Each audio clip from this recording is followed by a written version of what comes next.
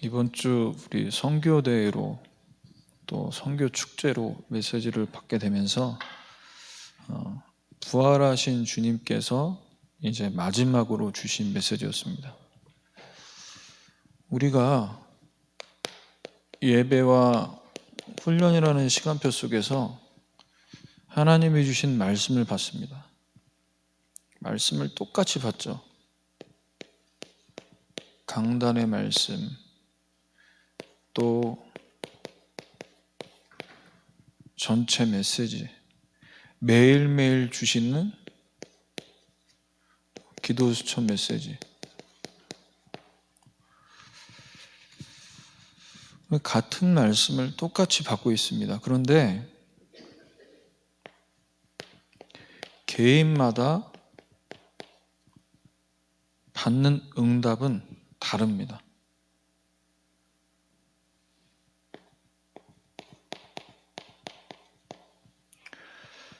왜 응답이 다르냐?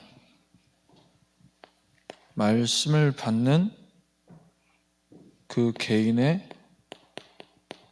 그릇이 다르기 때문이죠. 그 그릇의 깊이, 그릇의 넓이, 여기에 따라서 담겨지는 것이 다르게 됩니다. 그리고 그 그릇의 상태에 따라서 쓰임 받냐, 쓰임 받지 못하냐, 이게 또 달라지게 되죠. 아무리 그릇이 크고 깊고 많은 걸 담을 수 있어도 그릇의 상태가 깨끗하지 못하면 귀한 손님께 바로 드릴 수가 없습니다. 쓰임 받을 수가 없죠.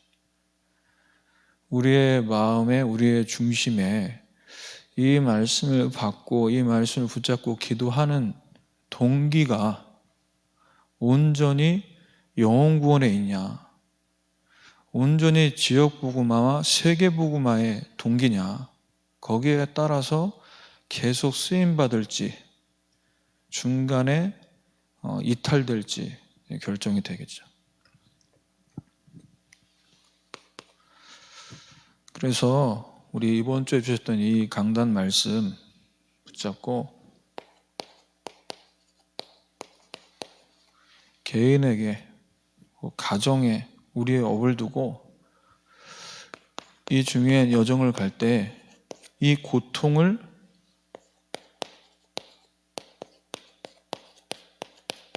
축복으로 만들 수 있는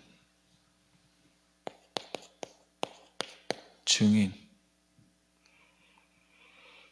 어떤 고통이 와도 그것을 축복으로 만들 수 있는 그릇, 이것이 준비되어야겠습니다. 그러면 첫 번째로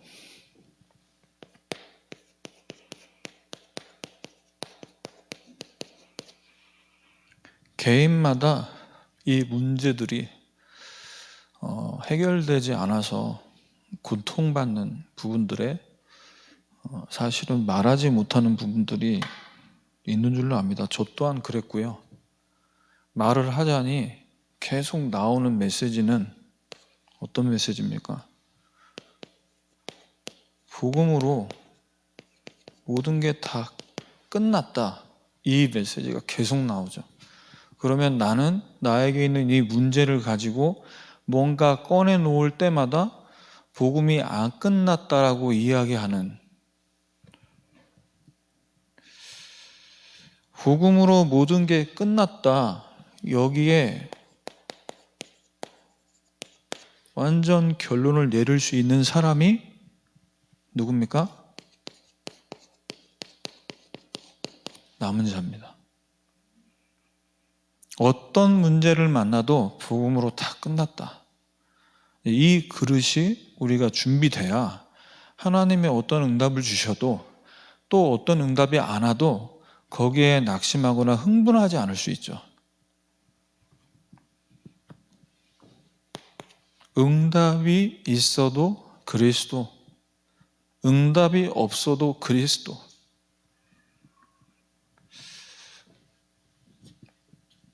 개인마다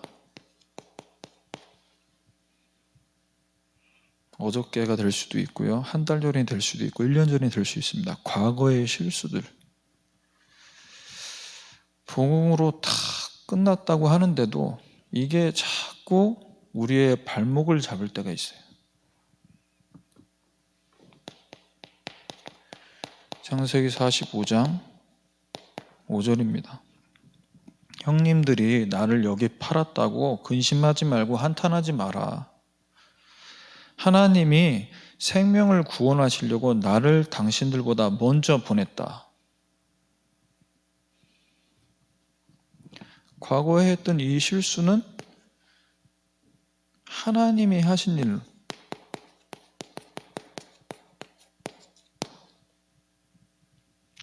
요셉이 지금 형들 속상하지 말라고, 불안해하지 말라고 위로해 주는 말입니까? 아니죠.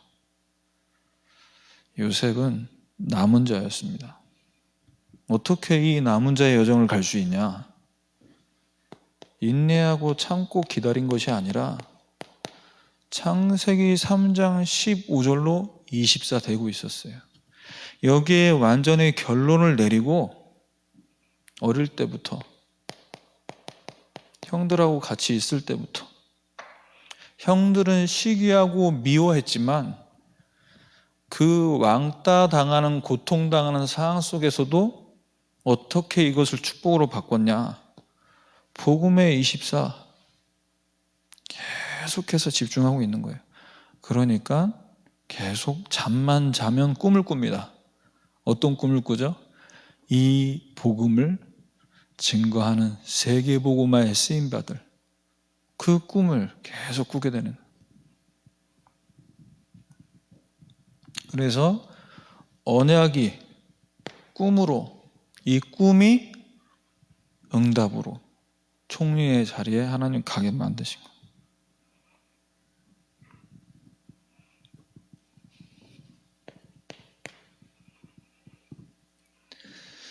자, 두 번째로, 지금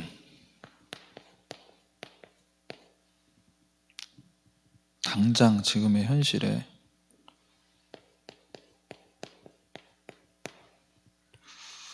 절망적인 상황에 우리가 처해질 수 있습니다. 뭔가 예기치 않은 상황들. 사무엘상 17장 45절에서 47절입니다. 다윗이 골리앗 앞에 서게 된 겁니다. 그 상황만 보면 나보다 크고 나랑은 비교가 안 되는, 그것만 보면 얼마나 절망됩니까? 그런데 다윗의 고백을 들어보세요. 너는 칼과 창과 단창으로 나한테 나오지만 나는 네가 모욕하는 만군의 여호와 하나님의 이름으로 나간다. 오늘 여호와께서 너를 내 손에 넘기셨고 너를 쳐서 네 목을 베고, 아직 싸움 시작하기 전인데 다윗은요, 그 상황이 절망이 아니라 무엇으로 보여졌냐? 하나님이 나와 함께 하신 속에 있으니까 위기가 아니라 전 세계의 사람들에게 하나님의 살아계심을 나타낼 기회구나, 이렇게 보여지는 거예요.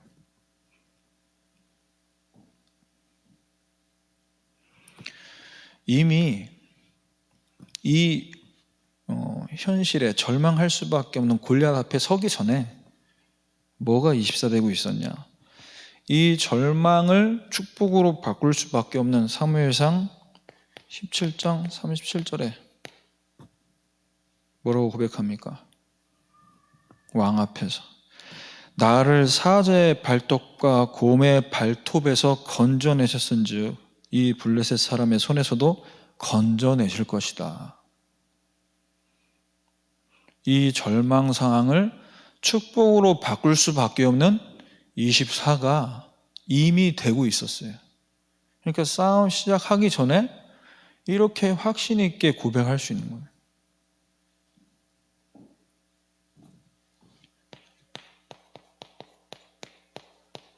아직 다가오지 않은 가까운 미래의 내일, 내일이 오는 게 너무너무 무섭고 두렵다. 혹시 여기 그런 분들 계십니까? 우리 대학 청년들, 직장 상사 얼굴 떠올리면은 내일이 오는 게 너무 무섭다. 돈을 벌기 위해 어쩔 수 없이 내가 또 일터로 가야 되는데 오늘이 지나가는 게 너무 무섭다. 다니엘을 보시면요, 다니엘 6장 10절입니다. 이렇게 내가 하나님께 기도하다가 이제 걸리면 분명히 이 법대로 나는 위법한 사람이 되는데,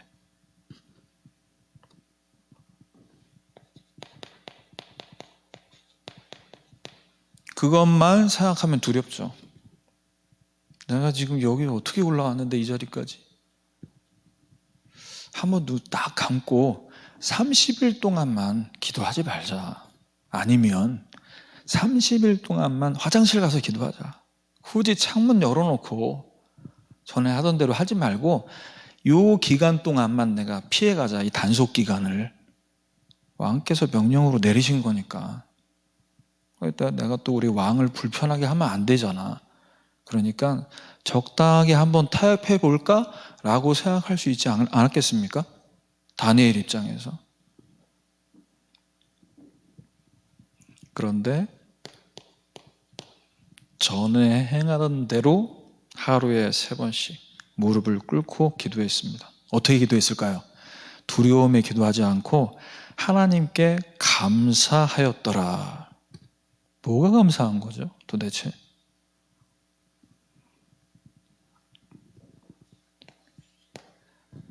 자, 22절에 이 다니엘은 어떤 응답을 미리 받고 있습니까? 나의 하나님이 이미 그의 천사를 보내어 사자의 입을 봉하셨으므로. 하나님이 이미 보내셨어요. 사자의 입을 이미 다 벌리지도 못하게. 여러분, 여러분에게 있는 과거, 현재, 미래를 두고 지금 처해져 있는 그 부분만 보고 두렵거나 절망하지 마시고 그것을 축복으로 바꾸시기를 주님의 이름으로 축원합니다. 2번째입니다. 우리 선교대로 인도받으면서 렘넌트 주일, 어버이 주일, 가정의 달이라고 하는 이 5월에 우리는 복음받았고 복음받은 중직자로 또 복음 가진 렘넌트로 우리가 한 가정으로 같이 예배도 드리고 같이 밥도 먹고 이렇게 생활을 쭉 해나가지만 사실은 가정에 문제 하나씩 있습니다. 하나만 있으면 좋겠는데 목사님, 하나가 아니고 여러 가지 문제들이 있을 수 있겠죠. 거기에 이 문제가 문제되지 않고 정말로 축복으로 바뀌는 증인의 응답 받기 위해서는 거기에 하나님 나라가 임해야 됩니다. 하나님 나라가 임하는 것을 누리는 겁니다. 그것이 바로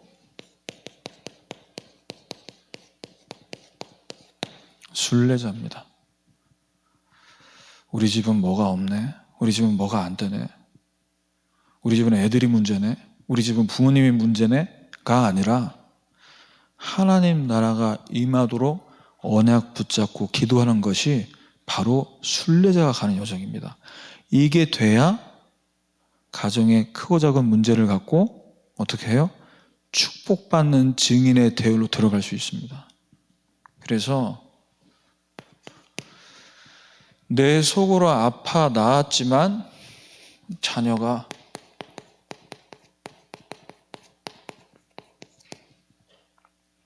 내 계획대로 움직여지지 않습니다. 잔소리를 많이 하면 할수록 2가지 반응이 오더라고요. 저희 집에서 직접 제가 실험한 결과를 체험해서 말씀드려보면 저희 아들은 제가 잔소리가 2절, 3절 갈 거를 알고 무조건 네, 알겠습니다 이렇게 합니다. 더 이상 말을 못 하는 거죠. 네라고 하면 안 하니까요. 저희 딸은 잔소리가 반복되면 될수록 이제 반항 모드로 가고요. 듣기 싫다는 거죠. 계획대로 안 됩니다. 그래서 우리는 뭐 해야 되냐? 자녀를 향한 하나님의 계획이 도대체 무엇인지를 그 계획을 발견하도록 질문하셔야 돼요. 왜 말 안 듣고, 왜 저러고, 왜 집에서 멍 때리고 있고, 네, 하나님 계획이 있습니다. 질문하셔야 돼요. 그것만 보고 있으면 우라통 치밀고 서로 스트레스 받습니다. 그래서 사무엘상 1장 10절에서 11절에 한나가 마음이 괴로워서 여호와께 기도하고 통곡하며, 하나님께 기도하고 통곡하세요. 남편 앞에서, 자녀 앞에서 통곡하지 마시고 하나님 앞에서 계획이 뭔지 발견돼야 될 거 아닙니까? 한나는 이렇게 기도하고 통곡할 때 하나님의 계획이 무엇인지 질문하다가 발견했습니다. 그래서 11절에 얘기하죠. 서원하여 이르되 아들 주시면 내가 그의 평생을 하나님께 드리겠습니다. 하나님의 계획이 발견되니까 하나님 나라가 어떻게 임했죠? 18절에 얼굴에 다시는 근심빛이 없더라. 교회에 오면은 은혜되고 담임 목사님 설교 들으면 너무 좋고 감사하고, 그런데 집에만 가면 얼굴빛이 어두워져요. 네, 근심빛이 다 사라지기를 주님의 이름으로 축원합니다. 하나님의 나라가 임하면.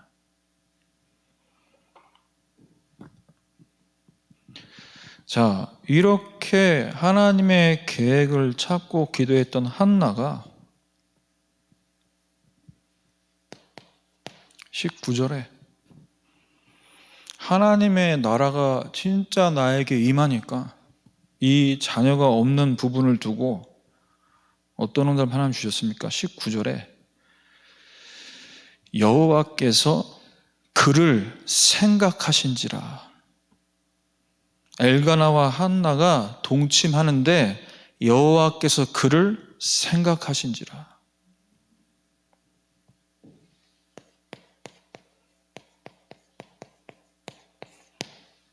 하나님으로 하여금 기억나게 만드시길 바랍니다.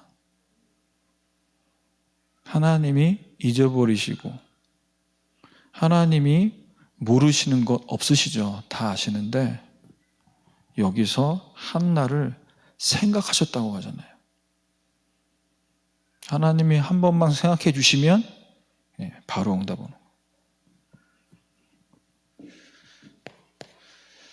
우리 가정의 진짜 문제는 뭡니까? 남편과 아내가 소통이 안 돼요. 다문화 가정도 아닌데 똑같이 한국어를 모국어로 쓰고 있는데 소통이 안 돼요. 뭐가 문제입니까? 성격이 달라서, 자라온 환경이 다르기 때문에, 문화가 달라서. 사무엘상 1장 22절에서 23절에 하나님이 한나의 기도를 기억하셔서 사무엘을 주셨습니다. 그런데 이 사무엘이 태어나서 이제 이 한나는 하나님께서 자신을 기억하시고 사무엘을 주셨던 이것을 이제 어떻게 해야 되죠? 서원을, 내가 한 서원을 지켜야 되는 거 아닙니까?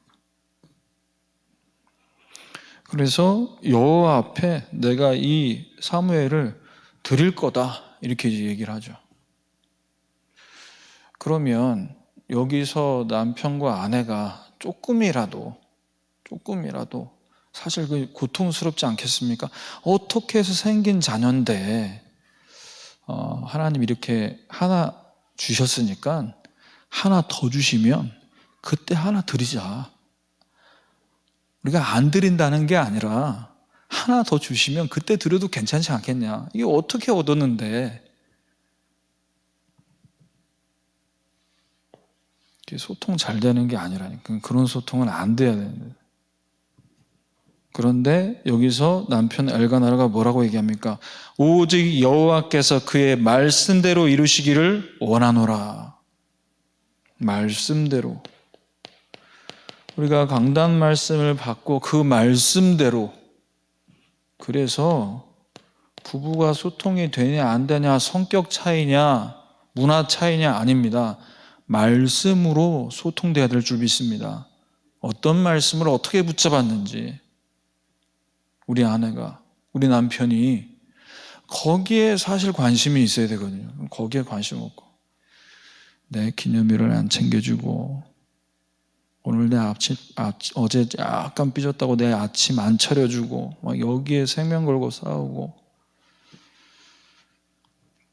말씀이 지금 우리 가정에 어떻게 성취되고 있는지를 나눠야 되는 거예요. 그래서 부부싸움 했는데 무슨 포럼입니까 목사님? 꼴도 보기 싫어서 지금 대화 안 하고 있는지 오래됐습니다. 21절에 엘가나와 한나는요, 그의 온 집이 여호와께 매년제와 서원제를 드리러 올라갔다고 나옵니다. 매년제는 1년에 한 번이고 서원제는 이제 서원이 이루어져서 드리는 예배죠. 그래서 정기적으로 우리가 드리는 예배, 주일, 수요일, 금요일, 또 토요일,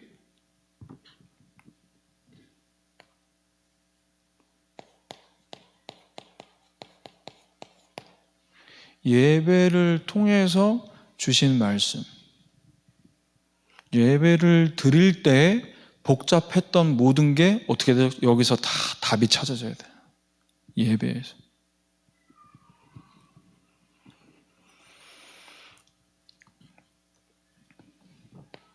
세 번째입니다. 가정의 후대, 또 우리 부모된 분들의 앞으로의 노후, 이게 사실 다 걱정거리 될 수 있습니다.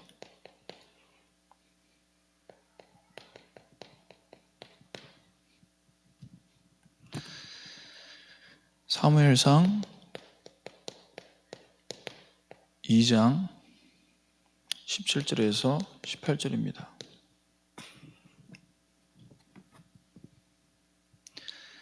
사무엘을 이제 하나님께 드렸는데 드리고 보니 이게 이제 걱정이에요. 엘리 제사장의 두 아들, 이들이 여호와의 제사를 멸시했다고 나옵니다. 아니 기껏 하나님 주셔가지고 이 고통을 다 눈물을 머금고 드렸는데, 그렇죠? 물론 한나는 기쁨으로 드렸겠습니다만 우리가 고통 중에 있다는 걸 생각했을 때,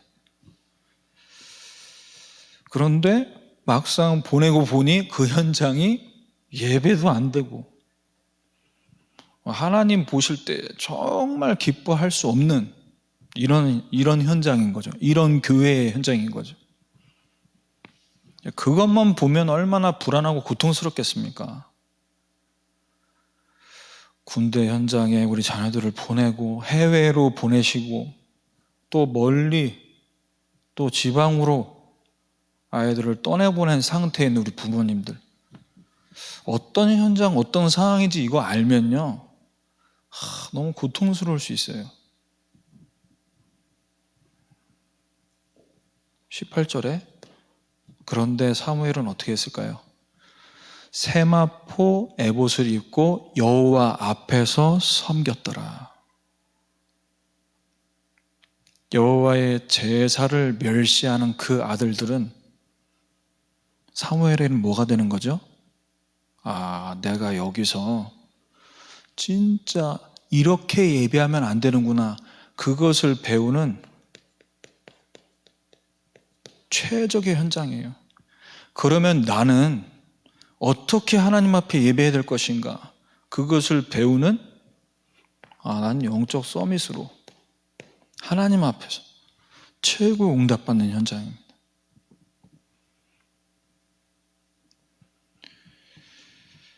그래서 사무엘상 2장 21절에 여호와께서 한나를 돌보시고 그로 하여금 임신하여 세 아들과 두 딸을 낳게 하셨다고 나옵니다. 자녀만 잘 응답받고 엄마 아빠는 응답 못 받고 이게 아니라 사무엘을 하나님께 드릴 수 있었던 건 하나님이 주신 자녀를 드린 거죠. 아들 하나 주시고 하나 주신 거를 가져가시는, 원래 하나님께 드리려고 했던 건데 하나님은 어떻게 하셨습니까? 자녀도 부모도 하나님이 주신 것으로 같이 응답받게 하시는 거예요.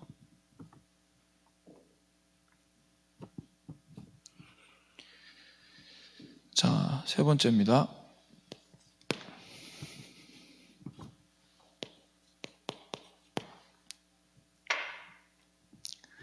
우리의 업, 학업, 우리 직장, 우리 산업, 이 부분에 진짜 문제가 뭡니까? 이제 코로나 상황에서 그동안 안 풀렸던 경제가 풀린 것 같고 뭔가 이제 사람들이 움직이니까 소비가 있을 것이고 묶여있는 게 풀렸다라고 생각할 수 있는데 정말 코로나가 문제였습니까?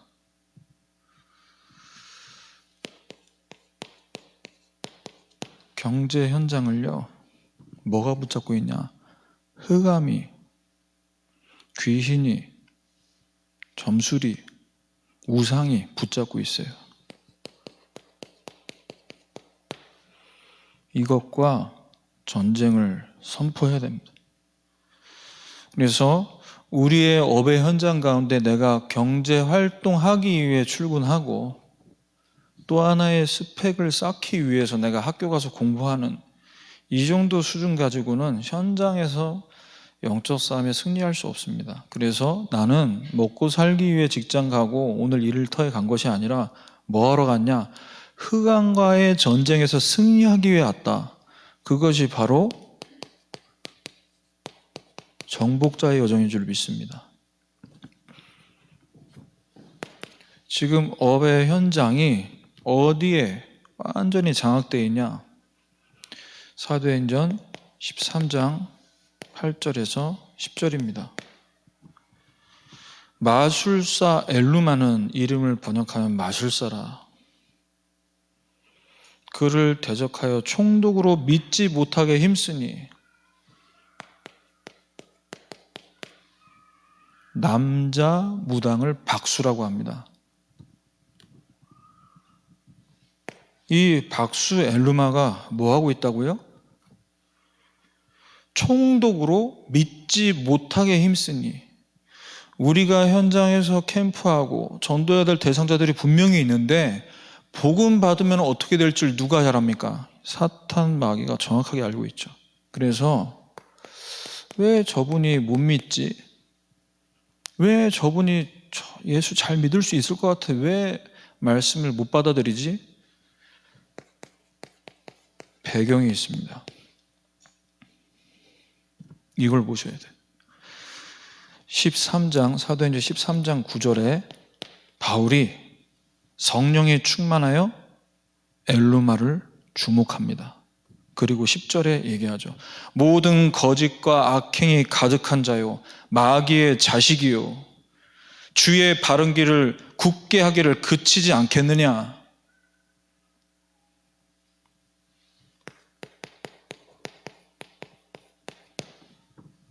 이 실체가 마귀, 이 귀신의 두목이 사탄이라는 것을 어떻게 하죠? 드러내는 겁니다. 이거 하는 게 전도 캠프인 줄 믿습니다.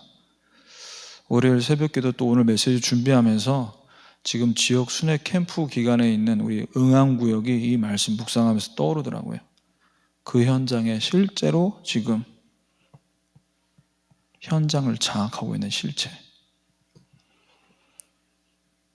깃발만 꽂고 있는 게 아니라 그 지역 현장을 어떻게 해요? 완전히 붙잡고 있는 겁니다.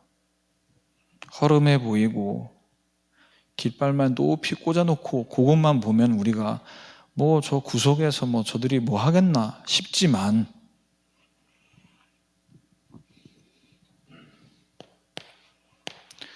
사도행전 16장 16절로 18절입니다.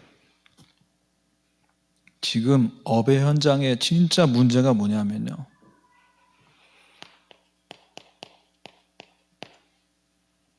이 무당들이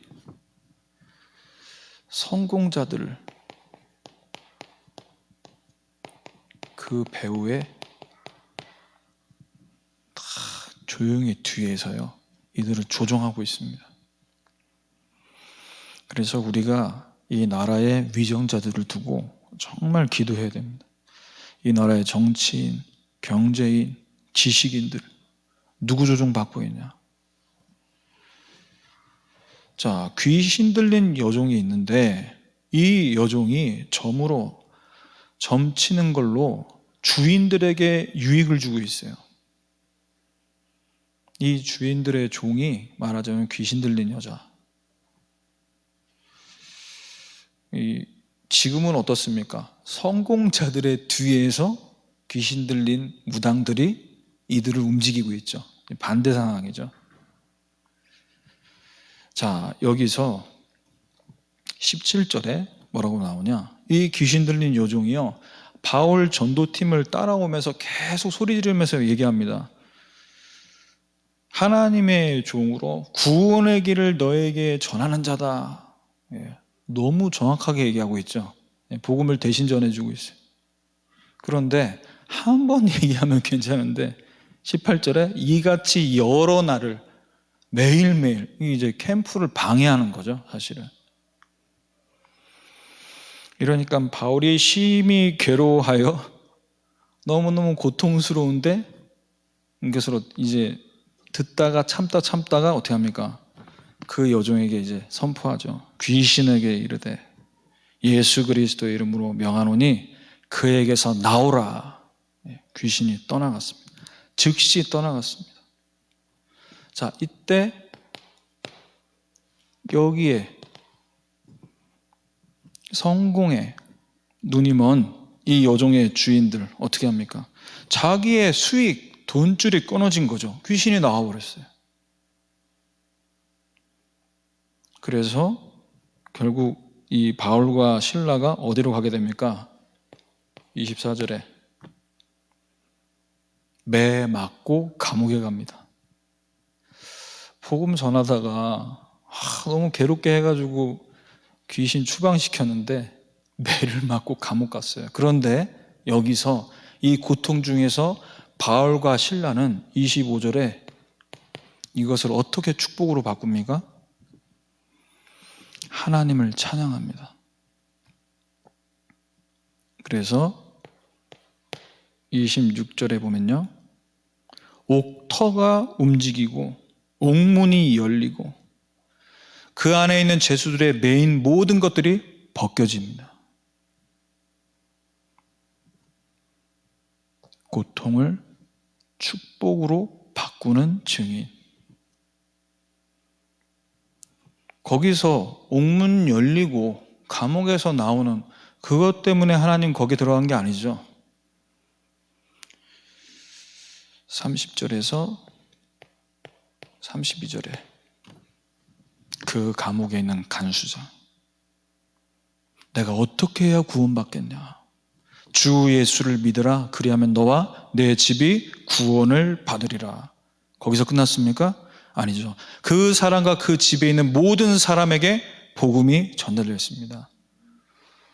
네, 이 응답을 하나님께서 주시기 위해 우리에게 70제자, 70지역, 70종족, 70나라를 찾으라고 이 시간표 속에 오게 만드신 줄 믿습니다.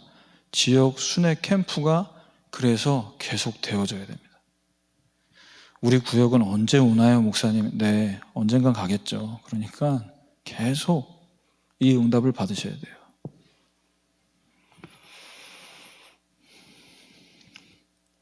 자, 그리고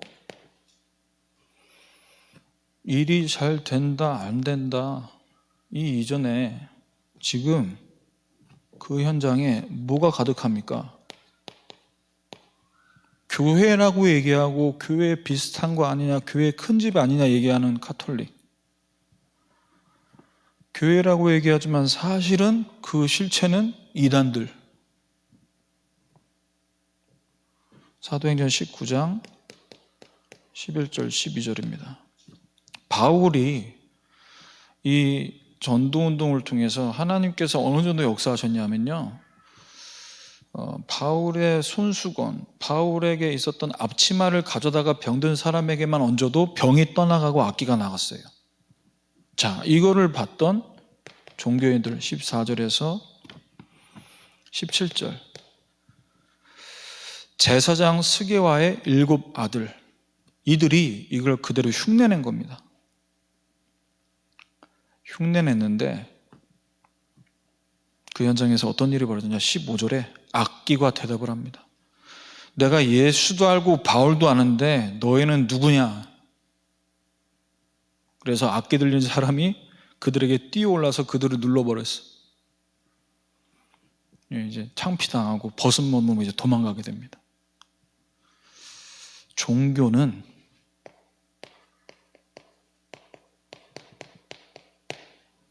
이길 수 없습니다.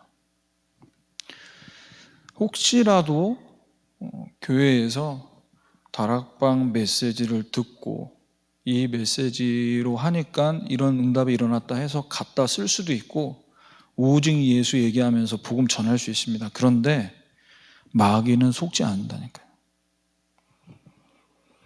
하나님도 속지 않으신다니까요. 오직 예수는 구호가 아니고 그야말로 복음에 24 하는 사람들. 오직 예수가 내가 뭔가 가에 눌릴 때만 필요한 주문이 아니라 24시간 붙잡을 수밖에 없는, 이걸 흉내낼 수 없는 거잖아요. 종교가 교재도 갖다 쓸 수 있고, 그렇죠? 메시지도 똑같이 따라해 볼 수도 있는데 마귀는 미안하지만 눈 하나 깜빡 안 합니다. 누가 이 예수를 오직으로 붙잡고 있는지를 아는 거죠. 그래서 17절에 유대인과 헬라인들이 다 이 일을 알고 두려워하여 주 예수의 이름을 높이고, 가짜 진짜가 드러나는 겁니다. 어떤 현장에서요? 이 현장에서. 그래서 목사님 전에 그런 이야기를 몇 번 들어서 집회 때 말씀하셨잖아요. 나는 자신이 있다고. 다 모여보라고. 천주교, 불교, 지도자 다 모여서 우리 같이 한번 살아보자고. 귀신 들리고 시달리는 사람들 앉혀놓고 어떻게 되는지 한번 보자고.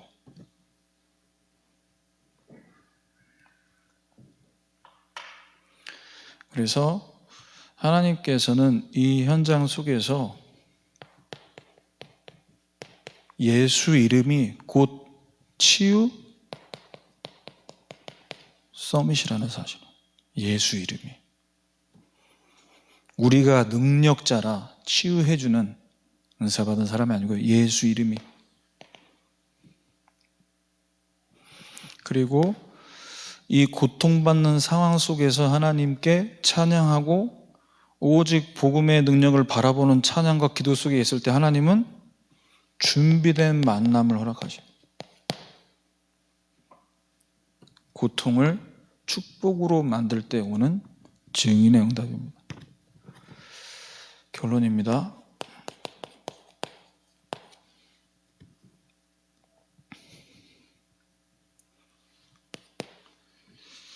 남은 자로 복음으로 완전히 결론 내린 자를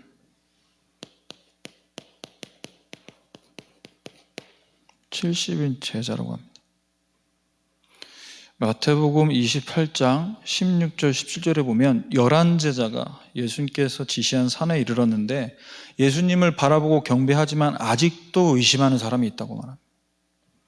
여러분, 우리가 먼저 제자 맞다면 오늘 이 시간 모든 불신앙을 완전히 버리시길 바랍니다. 불신앙 제로에 도전하세요.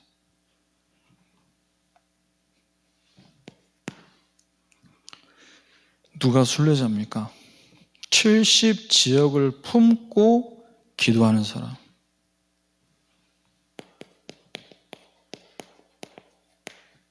학교, 지역, 직장을 품고 기도하는 사람. 왜 품고 기도합니까? 하나님의 때를 기다리는 겁니다. 하나님 나라와 하나님 나라의 일이 벌어지도록 언약 붙잡고 기도하면서 기다리는 거죠. 그래서 마태복음 28장 18절 20절에 하늘과 땅의 모든 권세를 내게 주셨으니 예수 이름으로 아버지와 아들과 성령의 이름으로 세례를 베풀고 성삼위 하나님의 능력을 바라보면서 기다리는 줄 믿습니다. 누가 정복자입니까? 70종족과 나라를 내가 있는 현장에서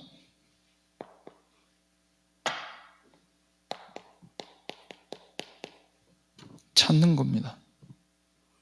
와 있다고 말씀하셨잖아요. 와 있다. 99.9% 가운데 0.1%의 제자가 있다. 그걸 믿고 현장에 가는 겁니다. 그래서 마태복음 28장 20절에 내가 세상 끝날까지 너희와 항상 함께 있으리라. 혼자 찾는 게 아니라 예수님과 함께, 항상 함께. 그래서 우리에게 주신 이 부활 메시지가 우리에게 예수님이 죽었다가 사셨다, 그 반복되는 메시지가 아니라 부활하신 주님은 지금도 동일하게 역사하고 계신 줄 믿습니다. 지금 이 자리에 와 계신 줄 믿습니다. 또 여러분 가정에서 어배 현장에서 말씀 듣는 그 현장에 주님은 살아계신 줄 믿습니다. 부활하신 주님이 언제 역사하십니까? 부활하신 주님이 언제 보좌에서 일어나셨습니까? 스데반 집사가 복음 증거하다 순교하는 그 현장에 예수님이 일어나셨어요. 저와 여러분 현장에서 70제자를 찾기 위해 복음을 증거하고 복음이 증거될 때 하나님 나라가 임하는, 비록 나는 고통 속에 있고 어려움 속에 있지만 하나님께서 항상 함께 하심을 누리면서 이 축복을 누리는 한 주간 되시기를 주님의 이름으로 축원합니다. 하나님, 고통을 축복으로 만들 수 있는 증인으로 남은 자, 순례자, 정복자로서의 그릇을 갖추는 우리 모든 성도들이 되게 하여 주시옵소서. 예수 그리스도의 이름으로 기도합니다. 아멘.